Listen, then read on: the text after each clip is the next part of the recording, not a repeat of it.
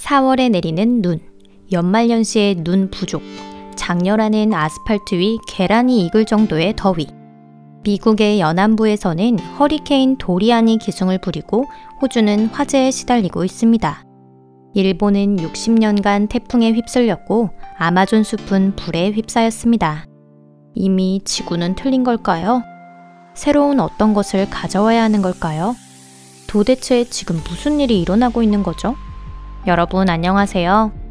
우리를 둘러싼 환경에서 아주 대규모의 돌이킬 수 없는 변화들이 일어나고 있습니다. 지구는 곧 우리가 살기 어려운 장소가 되는 걸까요? 그리고 그것은 정말 온전히 우리 인간의 탓일까요? 지금 SNS는 지구온난화 이야기로 연일 시끄럽습니다.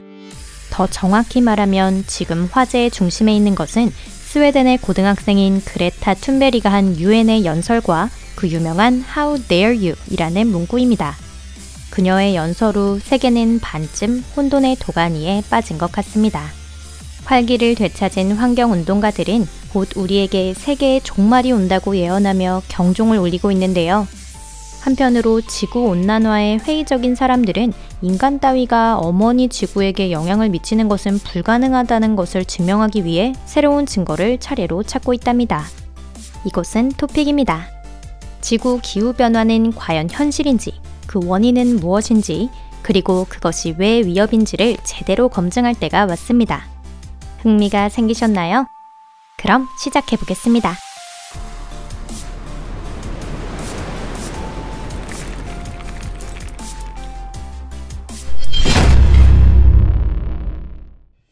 지구온난화.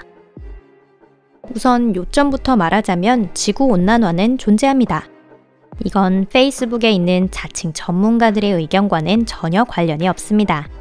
다만 이 주제에 대해서는 많은 억측이나 오해가 존재하므로 관련된 객관적인 데이터를 어디에서 입수해야 할지는 판단이 어렵습니다. 하지만 다행히도 독립된 학술 데이터가 존재하고 있어 그것을 참조할 수 있습니다.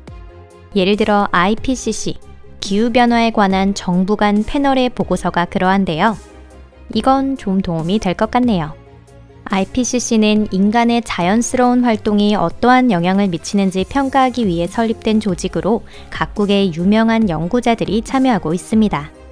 IPCC에 의한 보고는 요약 버전으로 주제와 관련된 방대한 양의 연구 논문과 데이터를 통해 도출된 결론이 간결하게 정리되어 있습니다. 다시 말하면 이는 구글 검색에서 상위에 표시되는 내용보다 훨씬 더 신뢰도 높은 소스라는 뜻입니다. 산업화에 의해 인류는 환경에 유해한 공장을 많이 지어왔습니다. 이 보고서에 따르면 반짝이는 산업화 이전 시대와 비교해서 지구 평균 기온이 무려 1도나 상승했다고 하는데요. 이 페이스라면 2030년부터 2052년 사이에는 기온이 1.5도 상승할 것이라 예측하고 있습니다. 이마저도 온도 상승이 2도가 되지 않도록 상당한 노력을 기울였을 경우의 일이랍니다. 아마 여러분들 중 고작 1.5도 갖고 호들갑이야? 라고 생각하신 분이 있을지도 모르겠는데요. 이 점에 대해서 더 자세히 살펴볼까요? 현재 지구의 평균 기온은 15도를 유지하고 있습니다.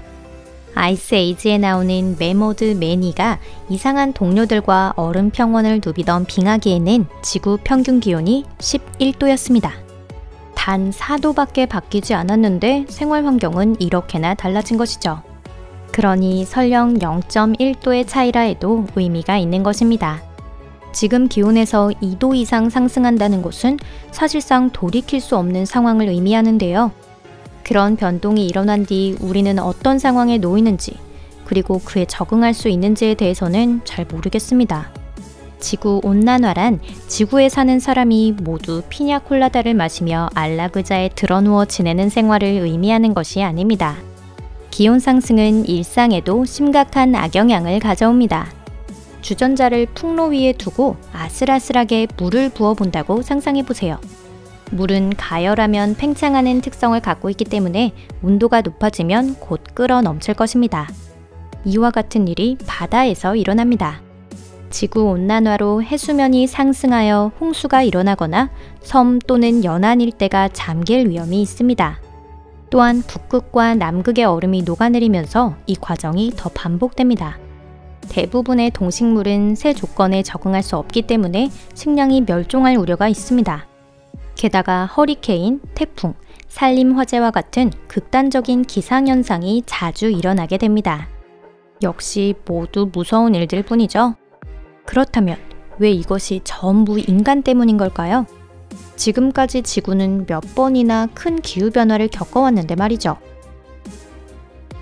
원인: 태양활동, 해류, 기류 등 기후에는 아주 많은 요인이 영향을 미치고 있습니다. 지구는 탄생 이후 복수의 빙하기와 온난화를 겪어왔는데요. 그렇다면 오직 인간 때문에 기후가 변화했다는 것은 이상하지 않나요? 아니요, 사실 그렇지 않습니다. 확실히 기후변화는 과거에도 있었지만 사태가 이처럼 급격히 변화한 적은 없었습니다. 수많은 그래프에서도 알 수 있듯 적어도 최근 50만 년 동안 지구에는 이러한 일이 일어나지 않았다는 사실입니다. 과거의 기후변동으로 중요한 역할을 한 태양활동에 대해 말해보자면 태양은 지금 이전까지와는 반대로 굉장히 온화한 상태를 유지하고 있습니다. 많은 연구자들은 태양이 수십 년째 이어지는 극소기를 맞고 있다고 생각하고 있는데요. 극소기의 태양은 오히려 지구의 기온을 저하시키지만 이 태양조차 지구온난화를 멈출 수는 없습니다. 다시 말하면 태양은 이것과는 무관한 것이죠. 97%의 연구자들은 기후변화의 원인이 인간에게 있다고 생각하고 있습니다. 이는 결코 엉터리 숫자가 아닌 복수의 의견을 종합한 현실적인 견해입니다. 그럼 왜 공업화가 지구온난화를 일으킨 걸까요? 우리의 문명은 가스, 석탄, 석유와 같은 화석연료로 인해 움직이고 있습니다. 화석연료를 태우면 이산화탄소 가스가 배출되고 대기 중의 비율이 높아집니다. 온실효과가 생기고 저층 대기가 가열되고 우주로 달아나는 열이 줄어듭니다. 마치 거대한 온실 속에 살고 있는 상황이 되는 것입니다. 확실히 온실효과를 일으키는 원인의 대부분은 수증기에 있지만 이산화탄소의 영향도 무시할 수는 없습니다. 이 50만 년 사이에 이산화탄소의 비율은 가장 많은 때와 비교하여 1.5배나 증가했으니 말이죠.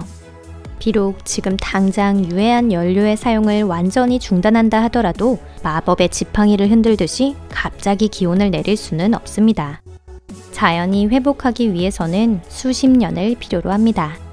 다시 말해 지금 인류는 큰 위기를 맞이했다는 뜻이죠. 무엇을 할 수 있는가? 그렇다면 도대체 어떻게 해야 지구온난화를 멈출 수 있는지 생각해 보겠습니다. 솔직히 말해서 온난화를 멈출 수 있는지는 알 수 없어요. 하지만 적어도 그 속도를 지연시키려는 시도는 해볼 수 있겠죠? 이를 위해서는 대기 중의 유해 물질을 철저히 줄여야 합니다. 그리고 인류는 이미 그 시도를 실행에 옮기고 있습니다. 1997년 많은 나라가 교토 의정서에 조인했는데요. 국가들은 이 의정서에 의거하여 온실가스 배출을 삭감할 의무를 갖게 되었습니다. 그런데 거기서 제대로 된 합의점을 찾지는 못했는데요. 교토 의정서가 효과가 없다고 밝혀지면서 각국은 새로운 문서를 채택했습니다. 그것이 바로 파리 협정인 것이죠. 이 파리 협정에 따라 각국은 다시 대기 중의 유독물질 배출을 삭감하려고 했습니다. 그것이 잘 될지는 아마 곧 밝혀지겠죠? 오늘 영상은 여기까지입니다. 시청해주셔서 감사합니다. 이렇게만 보면 지구온난화를 막기 위해 개인이 할 수 있는 일은 적어 보이기도 하는데요.